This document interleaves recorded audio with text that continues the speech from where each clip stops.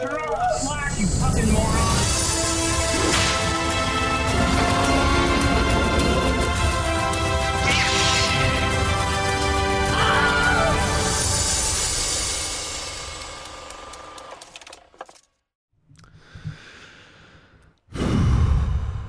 Namaste. Hello, everybody, and welcome to Screen Share, a movie podcast about being a raw dog and that being okay because you're a competitor. Yeah. My name's Calder. My name's Adam. And this week on the show, we're talking about the film from 2016, maybe. Probably should have Yep, it's from 2016. I looked it up. It's from 2016. Dude, classic. The year of our Lord. Classic Screen Share. Adam doing the research for Calder's movies. Movies everybody wants some. 2 exclamation marks after that. Yep. It was actually renamed later on to add the exclamation marks. Interesting. So theatrical release, it was just everybody wants some? And it did not do well on theatrical release. Kind of. Yeah, to be entirely honest, Yeah. until the movie began, I had no idea what this movie was or was about. But I really like it. I like it too. It's probably one of my like top 20 favorite movies. Really? Movies? I thought you were going to Yeah. say comedies. And even that, I was like, that's high praise. I don't know if I'd go that far for me. Well, But- it's because like I kind of have that dog in me. And all these guys have that dog in them as well. I do feel like the movie has a lot of very you humor, but also it's not like a badly made movie. So Well, maybe we're getting a little into this a little too early. But it's because the director's like one of the great indie directors of the last 30 years, Richard Linklater. You know him. You've heard of him. Is that a yes or a no or a yes? School of Rock. Yep. No, that one. Dazed and Confused. Yep. What else we got on here that I wrote down? The Before trilogy. Before Midnight, Before Sunrise, Before Sunset. You ever seen those? Nope. They're good. I'd recommend them. Okay. Boyhood. Good one. Bad News Bears. Okay. And a bunch of other stuff. He did a Scanner Darkly, that movie with Keanu Reeves where it's rotoscope animation. You ever seen that? I've You've seen, probably seen like a things clip of about it. Yeah. Another one recently, Apollo 10 and a half, where it's like kind of the same sort of thing as this, where it's just kind of like showing people living, Yeah. which is kind of his thing. But it's like, it kind of just like really describes the minutia of like growing up in Texas in 1969 when they're trying to like land on the moon. Yeah. Which is kind of interesting, but also like kind of lost me. Okay. But I mean, it's kind of surprising that this movie works. Yeah. Because it even kind of worked with Hillary. I was watching it and she like came back. She got home for like the last half. Mm-hmm. And she was like, I was like, I got this movie to watch. You're probably not going to like it. And then she like sat down and started watching and she like kind of got invested in it a little bit. And like, I don't know how he makes a movie with essentially no plot. Yeah, work. nothing really happens. But like, that's kind of the best part. Well, because it's less about... Because as soon as it started, I was like, okay, it's going to follow this guy as he like joins this baseball team. And like the highs and lows of the baseball team, you assume. Well, because they talk so much about being like the best baseball in the or team in the country or something the whole time. So like I kept being like, oh, it's gonna be about like the trials and tribulation, and they keep like showing the personalities of these teammates, and I'm like, oh, that's gonna like pop up later when there's like some stressful mid-season stuff or something. Yeah. But like the season or the movie ends still like months before they play their first game. It's the first day of class. The movie takes place over like 3 days from like a Friday to the Monday. Yeah. It's great. Yeah. Well, because the movie's less about like these guys being on a baseball team in college, and it's more about like these guys being in college and like these guys' relationships with each other, and also like them kind of like figuring themselves out while also trying to like fit into this college culture.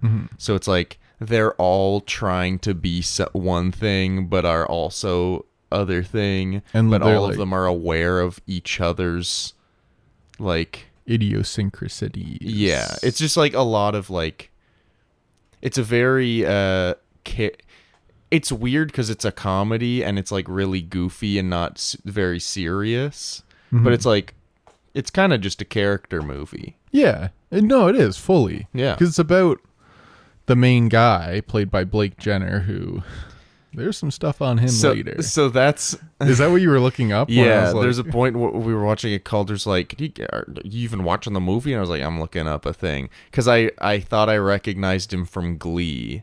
Oh yeah. And when Olivia and I were watching Glee, she Was he told on me about Glee? him. Yeah, Oh okay. because I forget which season it was, but there's a season where they bring in like a bunch of new people, and like a bunch of them got on the show through like a contest apparently, where Glee like did a contest where it's like be on the show, and he was one of the ones that got on. Whoa. I think. But he had a relationship with Melissa Benoist, who's Supergirl, and was also on Glee. And apparently she came forward with some domestic abuse allegations. So Seems like he's just a bad dude. yeah, And also a bit weak in the movie, if I'm being completely yeah, he's honest. just fine. Yeah. I It's a lot more prevalent when in like the last half he like hooks up with Zoe Deutsch yeah. and like she's very good. Yeah, she's and kinda he's just acting like them off the okay. screen. She's like bringing charisma and like likability, and you go, wow. And like very specific character things too, like the way she'll like deliver a thing that she thinks is funny and like hoping that he thinks is funny yeah. too. And then he's like, oh, yeah. He's like, yeah, you're cool. Which, like, I guess play it kind of baseball. works because I can imagine that's how it would happen in real life. She's like this super interesting, charismatic, likable, smart person. Yeah. And then he's just like, yeah, I play baseball. It's like, but I don't know. Yeah, he's just fine. Yeah. But like I thought that every other character was way more interesting. yeah, and like really cool and really well acted too. Yeah. Yeah, I think he's like, aside from like the coach, I think he's Yeah, probably the sure. worst performance in the movie. I mean, I don't even think the coach is a bad performance. He's just not really. Yeah, it's just like whatever. what you would expect a coach to do. Yeah. But the one guy, McReynolds, he played Superman on Yeah, Supergirl. that's what I recognized him from, dude. And then because this cast is like pretty big. Well, it's a lot of, you were like, you're going to recognize a lot of faces. And I did, but it's a lot of people who are like in a couple things. Well, it's 'cause- not like any huge names. Not yet, I think. Well, that's what I'm saying. Because like a lot of these guys were kind of around the age that they're playing when they were playing them, because came out 7 years ago. Like Wyatt Russell and Glenn Powell, I think are 29 or just before or just after 30. Yeah. So they would be like early 20s when they were playing these characters. So like all these guys were very young when they were in this movie. Yeah. Honestly, this is kind of like, I think it's what we talked about in That Awkward Moment way back when we did the Zac Efron comedy. Because we talked about how they don't really make movies where they're like, let's just get a bunch of like young up and coming like actors and actresses and just put them in this movie without any like real huge names. And this kind of felt like that. Where it's the like, movie cost $10 million. pretty good. It's got like an ensemble cast of a bunch of young actors who like probably should be in other things but are for some reason not. Yeah. Like what's his name? I wrote a bunch of their names down. J. Quinton Johnson plays Dale. Yeah. Dale. I think he's incredible in this I love movie. him I in haven't this, seen him yeah. in anything else. Same. I thought I recognized him, but like, I don't. I can't. he looks think of what recognizable. yeah, But like I just cannot not think in of what he's anything. in. Yeah.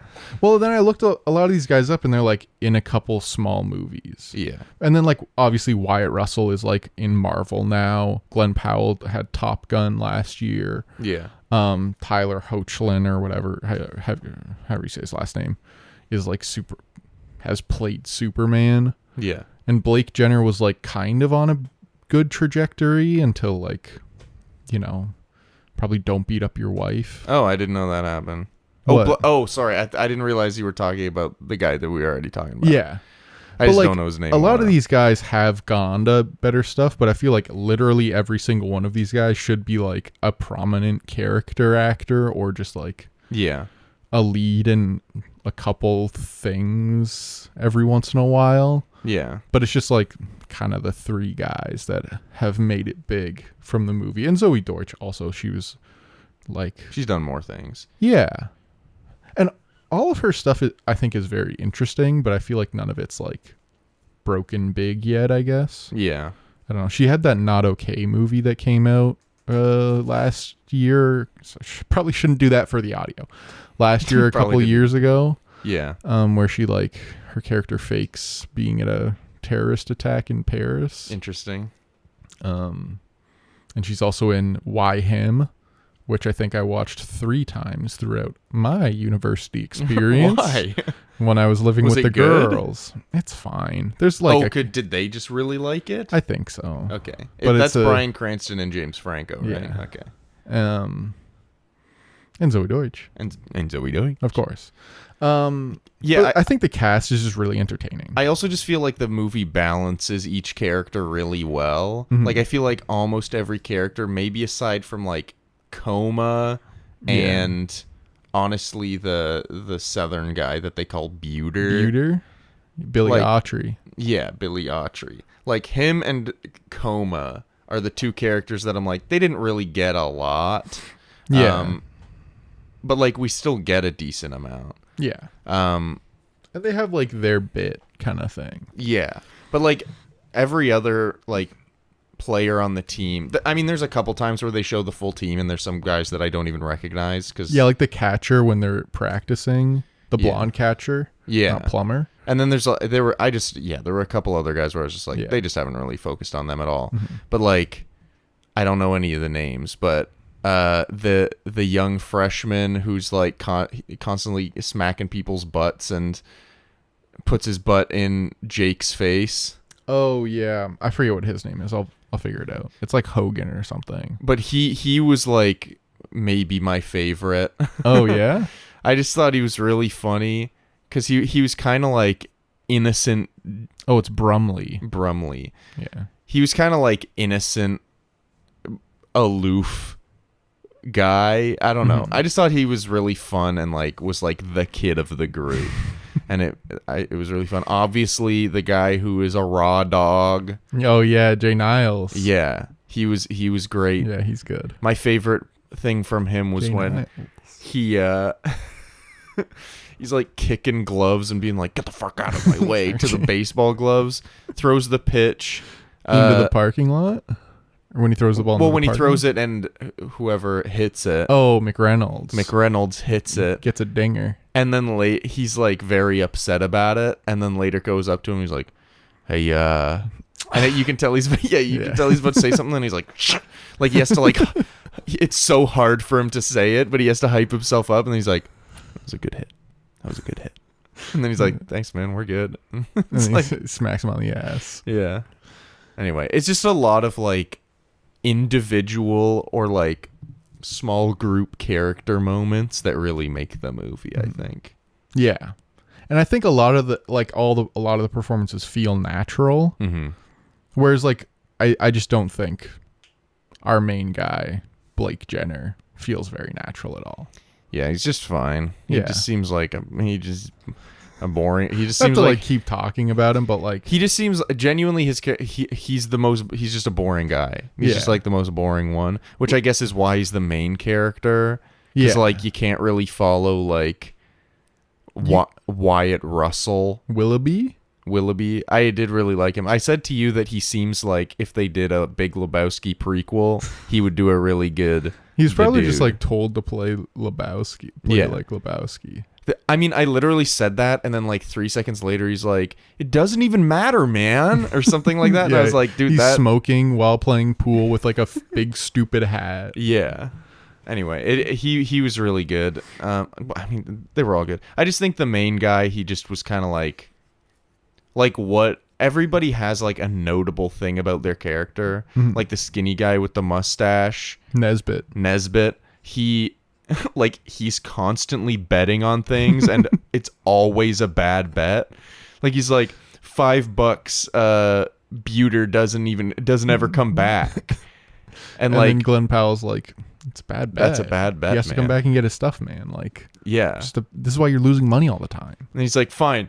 And then he's like, a better bet would be to bet that like his girlfriend is related to him. He's no, like, his parents are related. Oh, that his parents are think related. so. Oh, okay. And then he's like, okay, then that bet then. He's like, okay, I'll take that bet. First cousins, second cousins, first cousins. He's like, that's a bad bet, my guy. But I'll take it. Obviously, I'll take that. Yeah. And then when I keep forgetting the names, when what's the Superman? McReynolds. Yeah. When McReynolds is like hitting baseballs with an axe. Oh yeah. He's making a bet with him that he's not gonna hit them, and he slices it right down the middle. And then the guy's like, McReynolds is like, hey, if you want, I'll like, because I think he bet him $10. So he's like, I'll cut it in half. Like I'll go down to $5. He's like, no, triple it. He's like, that I'm Triple gonna hit nothing? this. Yeah. It's like, I'm gonna hit this for sure. Anyway, it's just like every character has a thing like that where it's like, it's not just, they're not one note characters where they only have one thing, but they all have like very distinct, different character traits that really like, you don't really think any of them are bad guys. They're all kind of like douches. Yeah. But like none of them are like bad dudes. Yeah. Which I think helps the movie. Yeah, because you kind of like all of them. Even the guy who's 30 and like pretending to be in college, you never think is a bad guy. Yeah. He's one of my favorite. He's one of the nicer guys. The closest to like a bad guy is when McReynolds. There we go. There it is. When he's playing Jake in ping pong, and he just like flips his shit about losing and whips a ping pong paddle at Jake's head. It's like, okay, a little bit of anger issues there. Yeah. But then later, like at practice, he's like a pretty good like captain, leader, role model. So, yeah, I kind of like them all.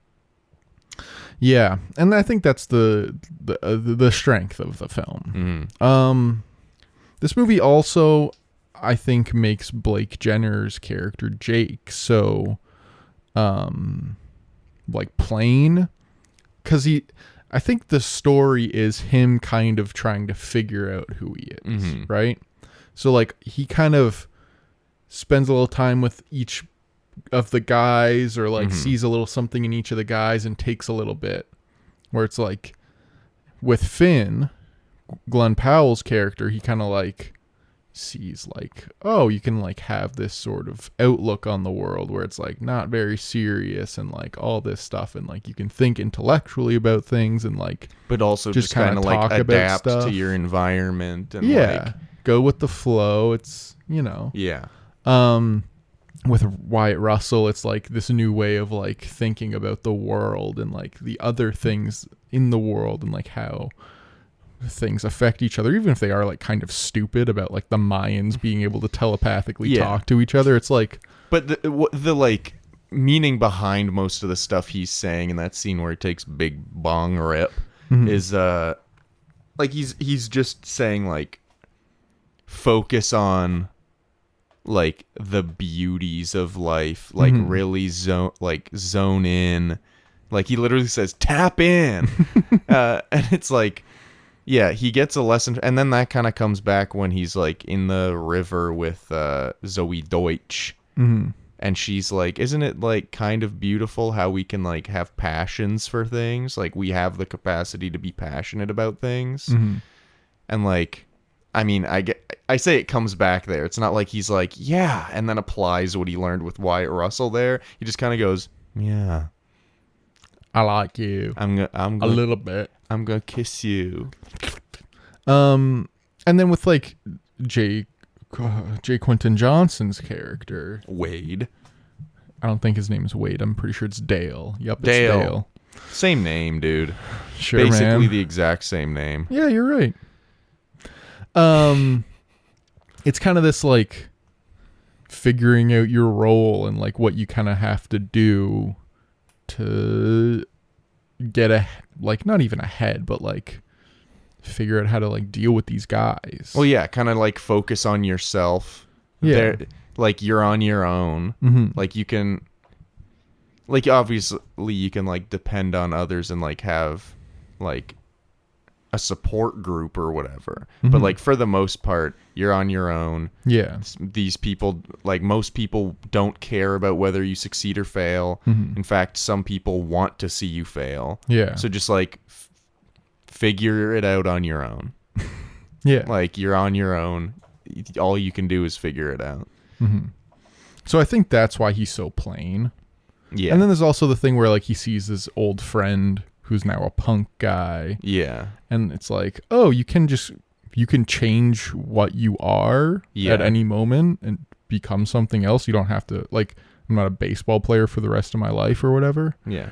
One thing I really liked about that was that they didn't play it like he was like embarrassed by his old friend or anything. Yeah. Or like he was like, whoa, sorry, my friend's a little weird now. And like have the other guys be like, this guy's friend is weird. Like, no, he was like, this is my old friend and I'm friends with this guy. Yeah. And then the one guy was uncomfortable.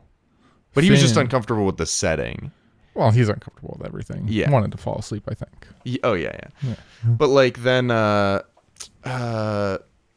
Gun guy, Finn, he's like, because he's the go with the flow guy, he's like also not judging Jake or his friend or like any of this.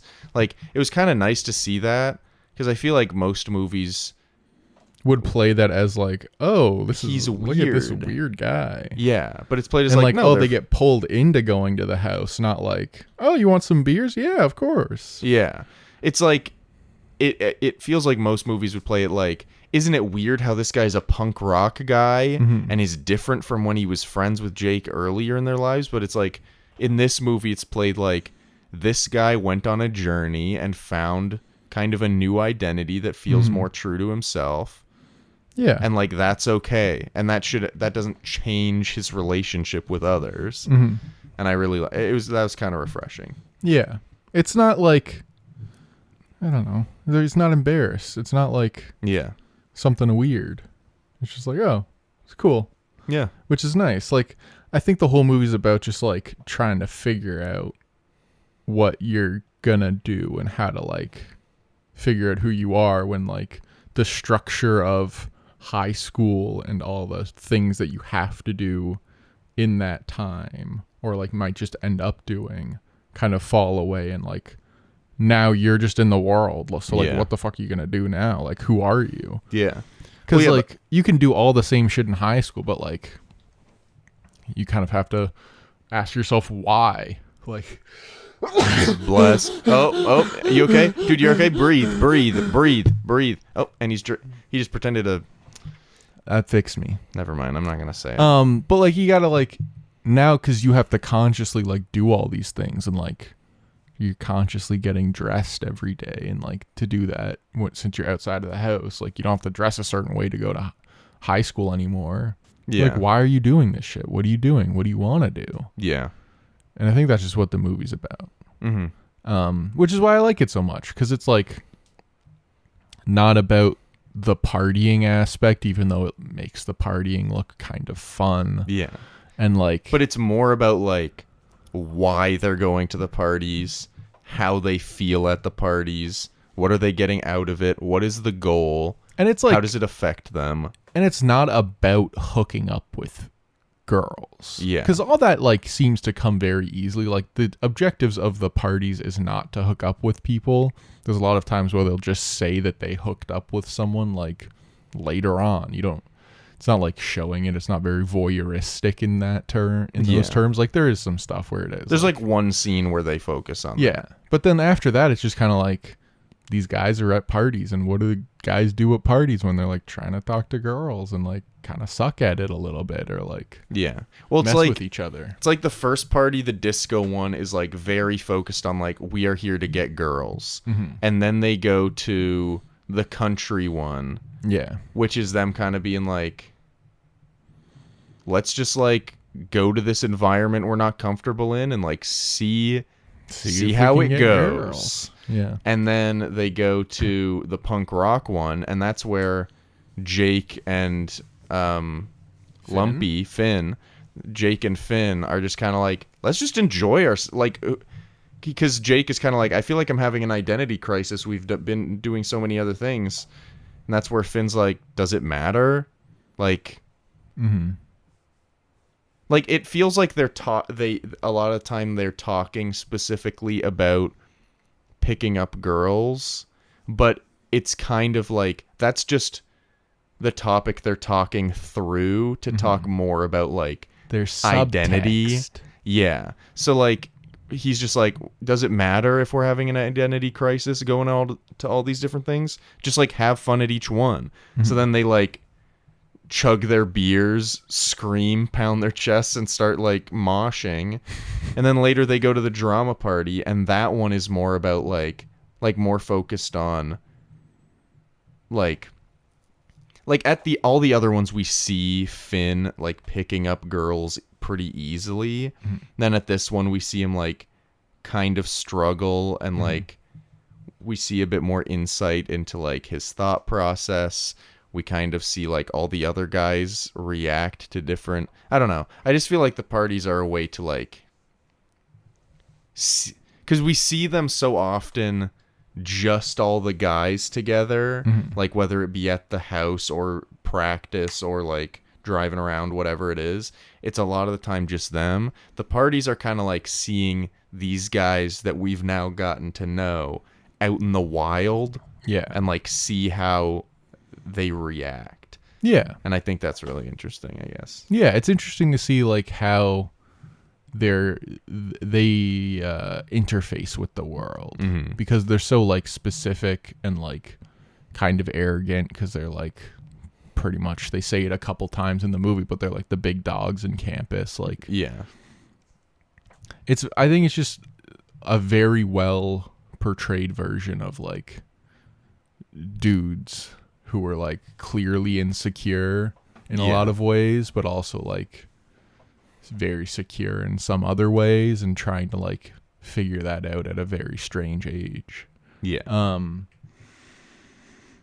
It's like how everybody has like their little insecurities, and then even guys like Finn is like a very naturally confident guy. But then at the drama party, we see that one of his insecurities is his confidence. Like as soon as he's like pulled out of this like mode that he's in, that like works 99% of the time, as soon as he's pulled out, he's like incredibly frustrated and like insecure about how he's like acting. It's like we kind of see that with every character. Yeah. Even the ones that don't seem insecure. Like Finn, that's why. Or McReynolds. Because he's super insecure about like losing. Winning and losing. We said opposite things, but both are true. Yes, sir. That's right. A lot of the scenes in this movie shut up. A lot of the scenes in this movie are just like dudes talking. Yeah. Which is also kind of a bit of a rare thing. Yeah. And they're just talking to each other also. And it's all very like naturally done. Like there's a lot of long takes. Like before the baseball practice, when they're doing the like thumb on the chest prank, that's all one shot from when he walks in to like when they go to practice, which is kind of surprising. And then like a lot of the stuff with Zoe Deutsch and Jake, like when they're walking, is like one shot, which is a common thing that Linklater does. like in the Before trilogy, there's a lot of like, it's Ethan Hawke and Julie Delpy just like talking about like their relationship. So like in the first one, they're like outside in Vienna and they're like talking and it's all this nice stuff. And then like there's the ebbs and flows of their life together and if they're going to be together and all that stuff. And Dazed and Confused has some similar stuff, but a little less because it's like kind of younger actors. But Boyhood has a lot of this like very natural, just like expressing how these people are living with like the minutia of it all. Yeah. Which I just think is like very nice, but so hard to do. And it's so impressive that he can do it this well. So often. Yeah. Yeah. Because this movie is 2 hours long. Yeah. It's not like it's a 90-minute comedy, but like... And there's not really a lull or like a boring part, even though nothing really happens. Yeah. Which is pretty great. It's amazing. And it's just like... I don't know. I've watched this twice in like the last week, and both times I've really liked it, and I wasn't bored during it. Yeah. And there's nothing that happens. Yeah.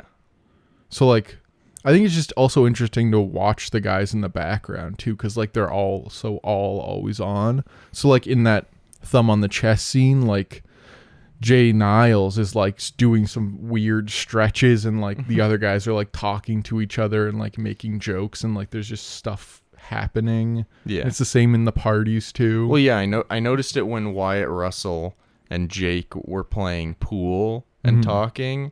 Like I realized, I was like, oh wait, there's like a bunch of the other guys just in the background of this club. And they're just like doing things all in character, and it kind of just adds to it. Or like with the baseball axe scene, Wyatt Russell and Jake are just like sitting in the van still. Yeah. And they're just like reacting to the baseball thing, which is just like cool. Yeah. There's just like, it's so natural. There's so much going on. And I think they could kind of get away with it because it was so cheap. Like you have a couple clubs, a house, an old house, and then some stuff in the school and a baseball field. Yeah, there's not a ton of locations. Yeah. And Richard Linklater, I think, shot this in Texas. He's from Texas. He's very well known in that scene. So, like, I'm sure he knows a lot of people who can, like, not do him favors, but, like, be like, oh, he's got Linklater. ins. Yeah. But the movie cost $10 million, made $5 million. So it's like... You know, I didn't see it, obviously. Me neither. We're both like 17 or 16 or whatever, but like not a lot of people saw this movie, and not a lot of people, I don't think, have seen this movie because it's like, it's slow, it's a little strange. It's not like a sports movie, even though I think that's kind of how they advertised it. And like the trailer that they kind of play for it is very much plays it up as like a crazy sex comedy when it's like really not that. At all, yeah. Well, that was probably like this goes back to what we were talking about last week, where executives don't know a single thing. So they were probably like, no one's going to want to see this movie unless they think it's like every other movie. Well, yeah. So, but I think it was produced by the same producers that did Booksmart by Annapurna. Okay. Which I think is like, is it? I don't know if Brad Pitt's, someone famous is related to this, but I'm not smart enough to know. But Annapurna has done like a lot of very interesting movies. Anyway. So how are you feeling? Here's how I'm feeling.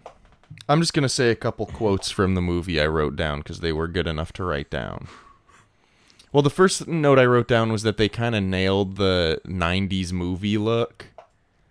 Because, like, at the beginning I was like, oh, they've got, like, big goofy text font for like opening like credits and title screens, which we talked about last week. I'm not really doing like opening credits anymore in movies, but they kind of did in this movie. This is set in 1980. Yeah. Okay. But I mean, like, it's like a 90s movie. Sure. It's like edited and shot a lot of the time Well, yeah. like a movie. Like it's not edited and shot like a movie made in 2016. Yeah. Yeah, that makes sense. But it looks as good as a movie made in 2016. You know what I mean? Which is pretty cool. I liked that. Full Throttle to the Bottle was something that... What was that? When did they say that? It was... I keep forgetting his name. Like the young guy. The young guy who hits butts. Who hits butts? Oh. With the really bad mustache they make fun of. Brumley. It's because they're like goofing on him because he's like, is Coach gonna know we drank? Oh yeah, in the bar. Yeah. And then he's like, it's like, yeah, I mean, we're drinking. So, and he's like, oh, full throttle to the bottle. And it's like, shut up. Yeah, that's good. That's also a great introduction of those characters where like, yeah, the way they like have him meet a couple of them, kind of like the main guys on the team where it's like McReynolds and what's the other guy's name? Roper. Yeah. And Finn and Willoughby and Dale. Those are like the main guys on the team. Yeah. I think they're all like upperclassmen. And then they go to bars. And then they meet Nesbitt, Brumley, and Coma. And it's just like nice. It's like very not sweaty also. Yeah. Whereas like another movie would be like very sweaty about being like, I'm Brumley and this is what I do. Or like, I'm Nesbitt and this is what I do. Like very Or they obviously do one set where up it's the like, these are the guys. This is Brumley, Nesbitt, and Dale. Yeah. And like they kind of do that, but it's 30 minutes into the movie when the coach is like, hey, new guys, introduce yourself, even though they all already know each other. Yeah. So it's like, I don't know. Yeah. It's but just, they do it a lot more naturally. You kind of just like meet them in the way that Jake would meet them and does meet them rather than what most movies do. And I feel like just because you mentioned Booksmart earlier, Booksmart does that as well, where you kind of just meet them through the characters. Yeah. Rather than like, I don't know, doing some like introduction where it's like, that's this guy. He's like this. Instead, they just show this person is like this. And you also like know the characters by their character rather than like having them be introduced and it's like, this is Katana, her soul steals swords, I'd recommend you don't get on her bad side. Yeah, like in Suicide Squad. You ever seen that? It's pretty good. Yeah, it's so good. A great way to not have to write good characters is just to like tell you what the character is like. Yeah. But you instantly see like, oh, Brumley's like kind of a little weirdo, he's like a little kid. Yeah. And then Nesbitt's like kind of this like minor psycho. But then you also like the first guy he sees is Jay Niles, who you're like, oh, that guy's like a major psycho. Like he could be a serial killer maybe. Well, he's the closest character to like one that is introduced in a regular way. Yeah. But they don't do it like, that's Jay Niles. They're like, he's like wacky. It's literally just them like talking to him at the bar and he's just a freak. And then he walks away and they're all like, he's insane, right? Like, it's not just me who thinks he's insane. They also mention like, they talk about in that first bar scene where they're like, have you met Jay Niles yet? And he's like, no, who's Jay? And he's like, all he does is like talk about stats and like he'll apparently throws 95 or something. Yeah. Says he was a prospect. But like they kind of lay that out but it's like mysterious. You're like, who is that guy? And then 40 minutes in, you kind of meet him. Yeah. And it's like, were you drafted? And he's like, yeah, the Blue Jays wanted to pick me up, but I figured I'd go back to college. And they're like, oh, good choice. Yeah. It's like, obviously not. He was not drafted. I got a stack of offers about like, this high. I love that he readjusts his hand to be like accurate. Yeah. But like his big scene in the sound machine is just like great. That's the disco bar. Yeah, when he fights the bartender. Yeah. He's like, Did this guy just put a lime in my screwdriver? You don't flick a lime in a screwdriver.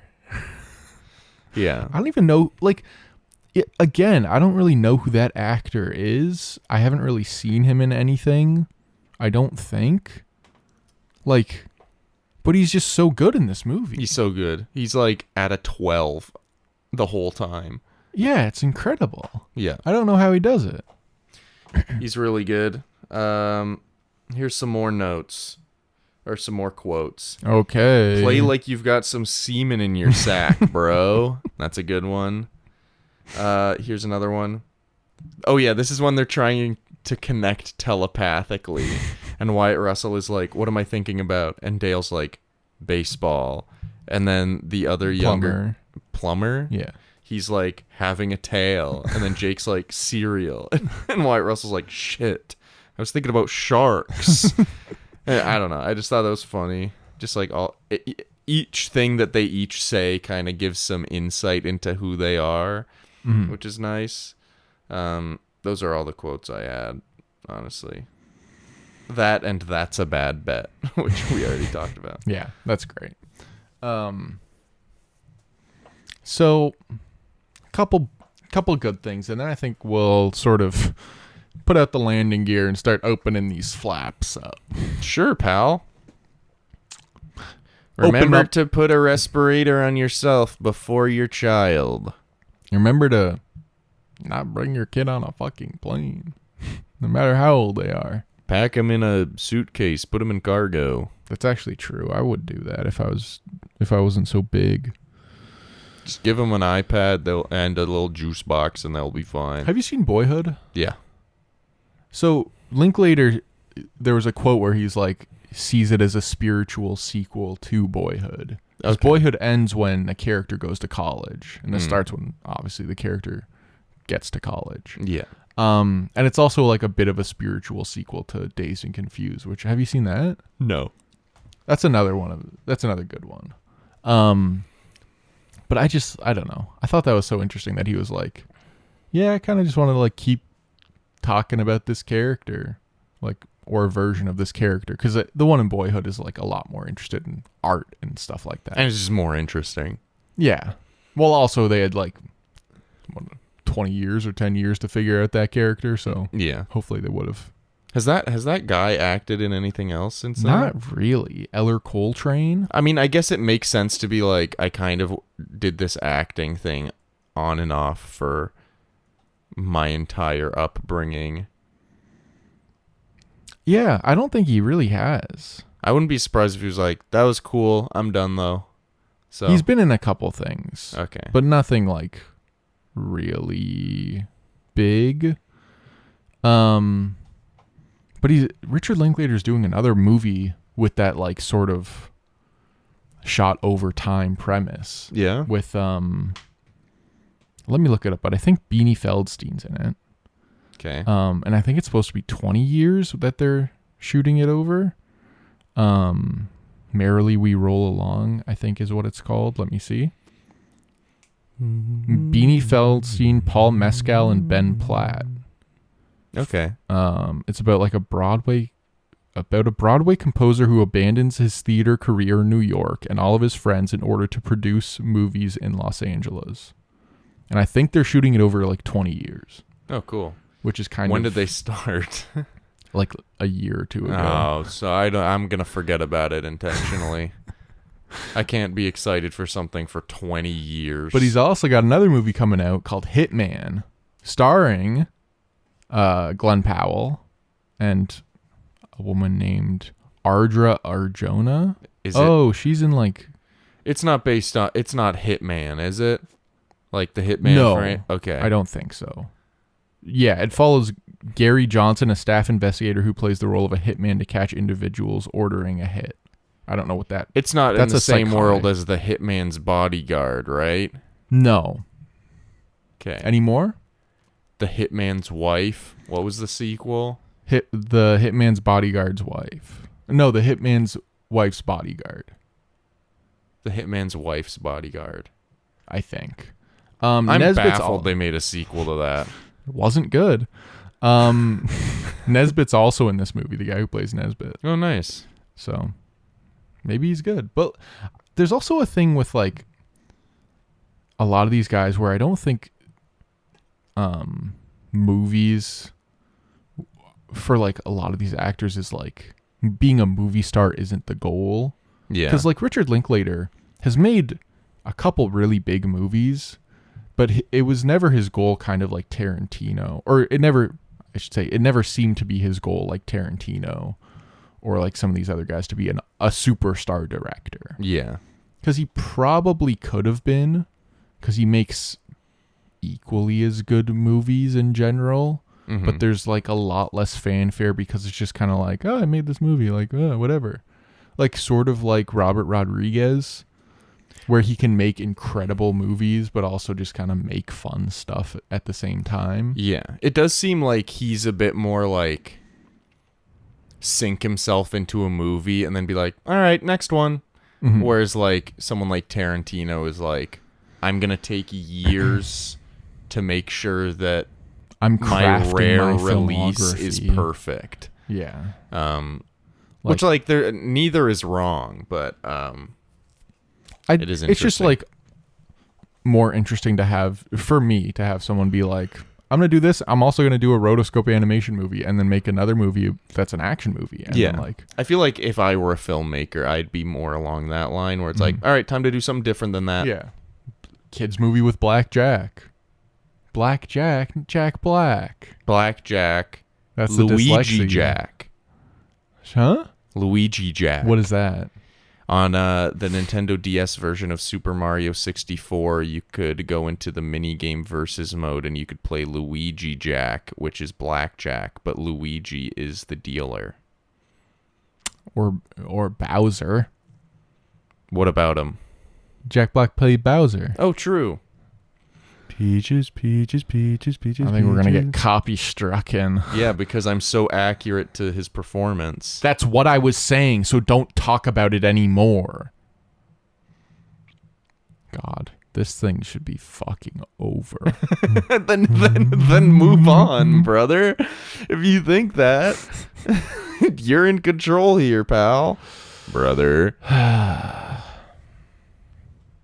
Which ball player do you think each of us are, respectively? I think that you're, what is it, Jay Triano? What's his name? Jay Niles? Jay Niles. Is this honest?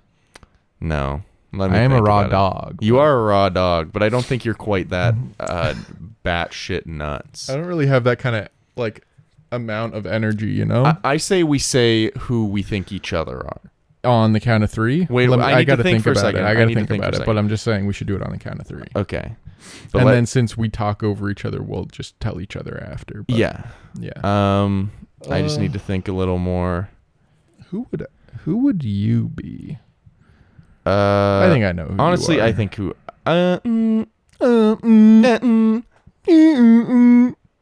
No, I know who. Ready? You count. 3, 2, 1. Brumley. Nesbitt. I'm Nesbitt? I think so. Because he's like a little unhinged, but like it's mostly in like it's mostly in kind of like a goofy way. It's not like in a genuinely insane way. Whereas it's like Jay Niles is genuinely insane and like could probably end up killing a man by accident. Yeah. Nesbitt just likes to make fun of people a little more. And there are like a couple scenes with Nesbitt where he's acting like a normal guy. Yeah. So I think I almost... Wait, who did you say for me? Brumley. That makes me happy. I almost said Brumley and then I was like, I feel like he might say Brumley for me. So then I didn't. Yeah, because you're just like, you're just hanging out. Yeah. Just doing Hitting it. people's butts. Yeah. You like to be with the boys. Succumbing to peer pressure easily. Trying to impress the cool guy. Yeah. Oh, the cologne scene. Oh, that was good. Where McReynolds like rubs it all over himself, gets it deep in his pits, and then Plummer like puts a little on his neck and Reynolds is like, put it on. And then Brumley comes in with a beer. McReynolds takes the beer as he walks away. And then Brumley puts cologne all over himself and on his dick. Yeah, he like pours it lightly on his fingers to put on his neck, and then he just pours it in his pants. Which is like, now he's got a wet stain in his pants, probably. Yeah, and it's probably gonna like give him a chemical burn or something. And also, they're wearing like denim jeans, so Yeah. like he's really got to be accurate with that pour. Yeah. I love the art direction in the movie. Mm-hmm. That house is very like specific in a lot of the right ways. Like I've been Yeah. in a couple frat houses through my days, and they all have like weird shit. The walls are cracked. There's like an outlet cover missing, or like, I mean, the movie basically opens with Jake getting to the house and being like, "What's this hose here?" And it's because the other guys were using the outside hose to put water in the tub to see how much they could fill it. there's always like a roof they can get onto easily, Yeah. which is like the worst idea. Yeah. But like, I kind of wish I got into a frat. Not that I ever tried, Yeah, same. but like also I know I wouldn't have liked it. Same. It's one of those things with the kids camp with Wet Hot American Summer Yeah. where it's like, I kind of wish I went to a camp and was like really into it, but also like I know I wouldn't have been. Yeah. I just, well, here's the thing. There's potential that I would go to a frat house and be a part of it, and it would be like, I'd get along great with all the guys and it would be a blast. But the likelihood is I get there and I think that they're all kind of pieces of shit. They're all kind of disgusting and dirty, and I hate living there. Well, because You know? the movie does in a way kind of like, I don't think whitewash is the right term, but like makes them a little bit better than most frat guys tend to be. Yeah. Whitewash is not the right term. Yeah, but it's like that similar thing of like, it kind of like sterilizes them or like cleans them up. Yeah, yeah. Whereas like, especially in like the 80s, guys are probably a lot worse than they. Oh, I just knocked my mic down, but it's okay. It's still this guy here. loves riding the edge. There we go. We're But good. like, these guys are probably worse than they are in the movie. Yeah. But I'm glad that they're not. This movie isn't about them being pieces of shit. Well, yeah. If they were the closest to someone being a piece of shit is like, I think it's one of- probably Jay Niles starting the fight. or no, I was gonna say there's one scene where they're at like a club. I forget this character's name, but he was like, he had dark long hair, but he's not the one with the mustache. Okay. And he was the one that was like, who told He's like Jake the to get second on the hand. mound at the practice, where he was like, Jake, you Oh feel yeah, more the better? like, yeah. What's his name? I forget his name. Roper. Roper. There's a scene in the club where like he is like, could we get a couple drinks? And then like a girl is like very like floppily making out with his neck because she's very clearly drunk, and he's like, she definitely needs more. And I was just Yeah. like, that's the closest to something like bad guy, where it's just like, okay guy. But Yeah. like, considering the movie is about an ensemble of frat baseball guys In the 80s. that's a pretty good ratio. Yeah. Of like, yeah, I like that they make them very clearly like not great dudes, but they're not bad guys. Mm-hmm. You still kind of want to root for all of them. And I think it's also an interesting time period because we haven't talked a lot about the setting of it being like in Texas in the 80s, Yeah, where it's like down there, it's not like how you think of it now. Back, like, because there was a lot of the like hippie kind of free love stuff going around, especially in like Austin, which I don't know if they're like in Austin or just around Austin, but like it's a much more liberal city in the state where it's like you don't think that there would be like extravagant theater parties yeah, in a Texas university in the 80s. yeah, But like it was a lot more liberal back then, especially when you have college students who are like coming from different places too to like yeah, try and express themselves or find a way to express themselves. yeah, There still is only one black guy on the team. yeah. But I heard something about how, like... Well, I'm pretty sure there was a second one, but he was one of the guys at practice that I just did not recognize. He just was not. Maybe. He was just like a random guy. But I heard that it was because, like, Richard Linklater had a black friend when he was growing up in Texas. So a lot of his movies just have, like, a black friend in the friend group. Yeah. I think it's just, like, a funny detail to be, like... it's like a shout-out to that one guy. Yeah.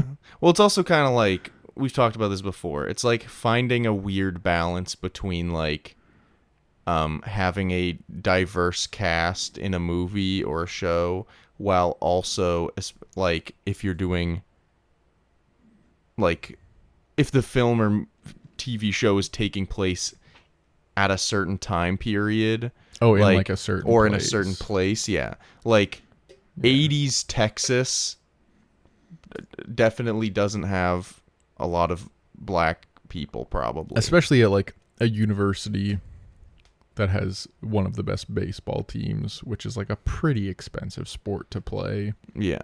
Like, but yeah. like, yeah, I mean, it's finding a balance because like there is a certain point where it's like, does it really matter what the accuracy is? Just like make the movie. Mm-hmm. But then also like, I think with this movie it's fine. Like, it makes sense that it's just a bunch of kind of weird white guys in this baseball team frat house, and it's like never really like they never bring it up either. It's not about that at all. No, it's about like dudes, and like dudes connecting and like which I really like a lot. Out. Yeah, you love it when things are about men. I like it when things are about dudes connecting. You likey music? Yeah, the music's good. Yeah. I didn't like specifically notice it really. Oh, okay, interesting. I think it's got a pretty great soundtrack. It's pretty good. Just, playing the hits. Like Cotton Eye Joe, that your favorite? Yeah, man, Cotton Eye Joe. I've been married a long time ago. Where did they come from? Where did you know? Where did you come from? Cotton Eye Joe. Nice. I think we're getting around to that time of the day. I think it is that time. Where Adam we Driver.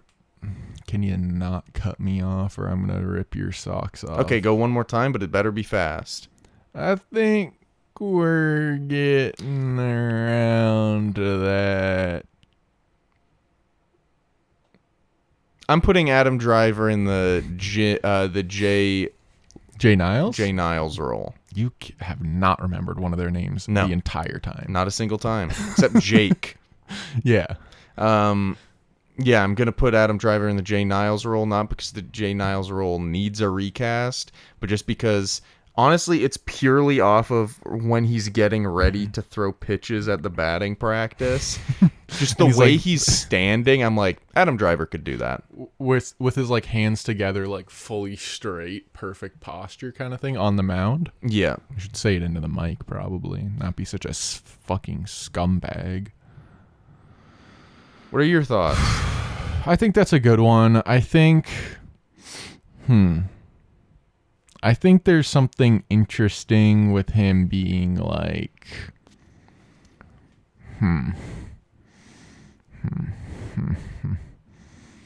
I could see him doing a different kind of Finn. Yeah. Or like a different kind of Willoughby. Yeah. But I think Jay Niles is probably the right role for him. Yeah. Nice. Where would you rank this little dirty little sucker? That's a good question, Calder. Let me just bring the list up so I can look at it. You've never been prepared once for the show. I dropped something. You've never prepared a single time for the show. What did you drop? Just a little thing. What, did you bite your nail? No, it's a little cover. It's like a little rubber thing that I like to play with in my hand. It's a little condom. Not a condom. It's a tiny little condom. Tiny little baby little condom. Where would I put it? Tiny little baby condom. I mean, judging by the fact that you said it's in your top 20 movies of all time, I'm guessing that it's at least in the top 15 on this list for you. At the very least. At the very least.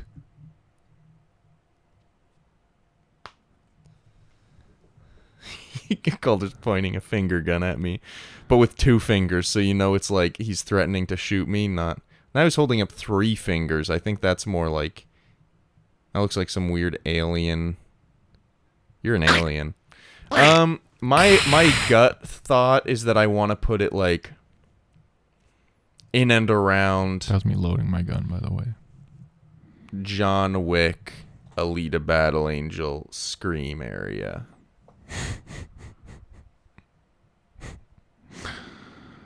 Wow.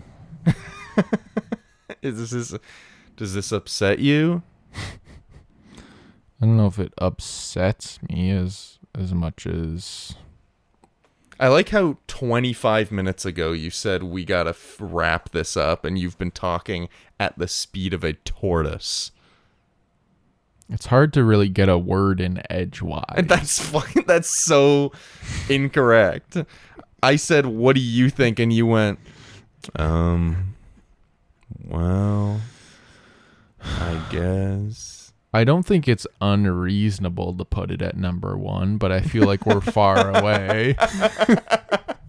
You really want to put it at number? No. Okay. Because, like, here's the thing. I'm willing to put it up higher. It's just, like, for my personal, I kind of like it more than Silence. That's fair. I understand that. So, like, I think between the Psy and the Shiv... Between Silence and Shiva Baby? Yeah, so at 11? Keep it out of the top 10 Actually, so you don't have to call your mom. Would you be okay with putting it right below Silence since I put it so low? Yeah, I guess so. You know, life's about finding a new way around the same old shit. And that's what I'm doing this time. Adam's giving me the same old shit. Dude, you said where you wanted to put it, and I said where so much more below. I made you drop it 1 spot, and you're being a big old Adam, whiny. I don't think you understand.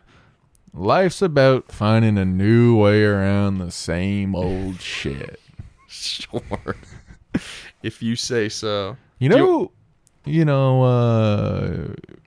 wrapping it up, so I don't know why you keep trying to talk to me, you fucking prick. I was trying to wrap it You're up. such a prick, man. Say it one more time. You're a prick. Say it with more aggression. You're such a prick. One more time. Add a couple like descriptors in there. You're such a smelly, disgusting, rot-covered Wow. prick. Thanks. Anyway, I'm trying to finish the fucking episode, man. We ranked it at 12 on the list, under Silence, above Marriage Story. That's Wow. where we put Everybody Wants Forgot Some. the 2 exclamation marks. I'll put them on. I put them on. Don't put them on. Now I there's put 'em on. 4. Now there's 3. Yeah, you fucked it up. There we go. I fixed it. Next week's episode Mm-hmm. is about the original Karate Kid. Yeah. We should say that the theme for next month That is true. is we're doing remakes. So Calder and I each chose a movie that has An original and a remake. and a remake. So I chose Karate Kid because I've actually never seen the first Karate Kid in my life. The one with... I've seen the Jaden Smith Jackie Chan one about 5 times. That's a little psychotic. Yeah. We're going to get in the Ralph Macchio verse. We're going to get Machio'd. We're going to get Machio'd. So we're going to do the first Karate Kid, and then we're going to do the first... Charlie and the Chocolate Factory with Gene Wilder. So was the first one called Charlie and the Chocolate Factory? The second one was called Willy Wonka and the Chocolate Factory? I don't know. One of them was called Willy Wonka and the Chocolate Factory, but I can't remember which one. Well, let's see. Not 2021. Wonka. Get out of here, Timmy. Get out of here, Timmy Shalley. Charlie Chocolate. No, they're both Charlie Chocolate and the Really? Chocolate Factory. I could've Or Charlie and the Chocolate Factory, not Charlie Chocolate. I could have sworn one of them was called Willy Wonka and the first one's Willy Wonka and the Chocolate Factory. That's what I thought. Okay. Oh. Yeah. So, interesting thing about the first one, not very close to the book. that's what I've heard that. Anyway, you're really dragging this episode Not on, really at all. I'm man. trying to get out of here. So next week is Karate Kid, the original. Then we're doing the original Willy Wonka and the Chocolate Factory. Then the new Karate Kid, and The Jaden Smith one. the Jaden Smith one, Not and then, Cobra Kai. not Cobra Kai. And then we're doing the Johnny Depp, Charlie and the Chocolate Factory. So Yes. that's it. You want to wrap us up here? Everybody wants some, but does everybody need some? Hi, I'm Calder Amos Wood. I don't know what that was. Thanks for listening. If you like it, I don't know, watch the movie and follow us. Bye. How do I end it?